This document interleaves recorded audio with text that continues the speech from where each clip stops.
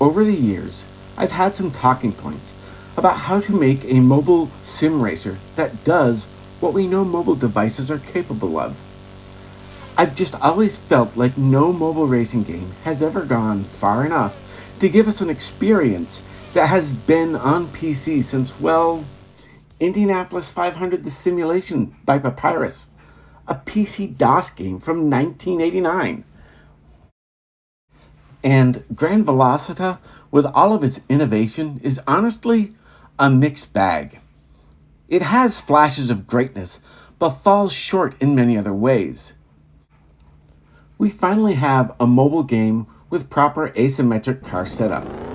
But even with the myriad of car setup options, it's still half-baked.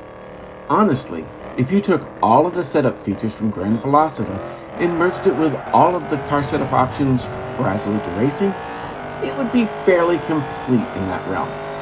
As it is, it feels ridiculous to be sitting in top gear in a high-end sports car and the engine is pushing all it has and there's no ability to adjust gear ratios like you can in Absolute Racing. I mean, come on, this has been a thing in PC games forever. At least AR got that right. There's the collision system. I've said this before.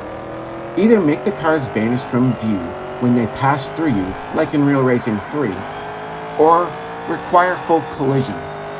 This, sometimes the cars will run into each other and sometimes the cars won't, is absolutely absurd. And just like AR, GV suffers from blocked views when one car passes through another car and you happen to be driving from the driver's view. The penalty system. It's ridiculous. The whole idea of a penalty system is to make it so if you cut corners, your lap will not count. A Mobile GP does this very well, on top of getting penalized for repeated offenses during a race. Gran Velocita repeatedly will give you a penalty until you get back on track, and it cuts your throttle. I can take that idea the way Grid Autosport does it, but GV's solution doesn't work. I welcome the idea of practice sessions, starting from the pits, and the use of rolling starts during races. I also enjoy the varying times of day and track conditions. The driving physics are very competent. The level of tire grip feels right, and the visuals are decent as well. But the aforementioned collision and penalty systems detract from the overall experience. Whenever you can avoid those distractions, you are rewarded with a phenomenal experience. Pit stops are great, but why give a 3-second penalty? You're already entering the pits, so that penalty is completely unnecessary. And have you noticed that once your tires are swapped, you don't need to bother waiting for the fuel to load? Press stop, and like magic, your fuel tank is filled. And while we're on the topic of fuel, why can't we adjust the amount of fuel in our personal setups?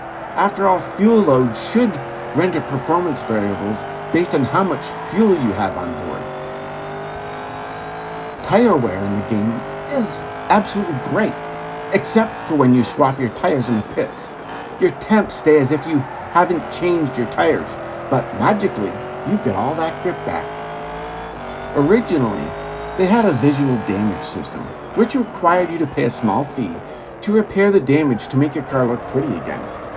But in later updates, it was completely abandoned. Okay, while I like car damage, it's not the end of the world if the rest of the game feels right. The replay system is decent enough, though there are the occasional angles where the track is completely non-existent. It's not the replay system in Wreckfest, which I consider to be the best replay system on the mobile market.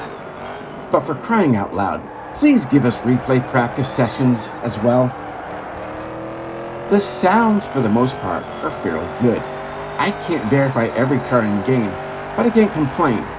Well, there is the fact that the F2004 sounds like an FW14B. Come on, really?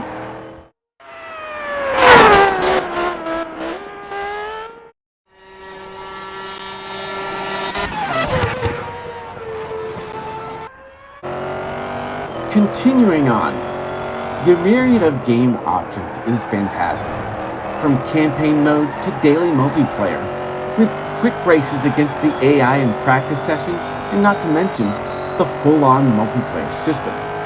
Now that is a damn good multiplayer system. Seriously, top notch. Now while I just mentioned the AI, I must say, it's not horrible. It's not great either. You can clearly tell when a replay was from an AI race over a replay from multiplayer, as the AI can't stop themselves from constantly weaving at speed.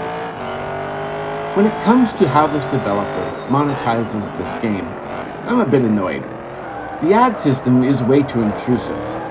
With all that this game does, I can forgive ads here and there to a degree.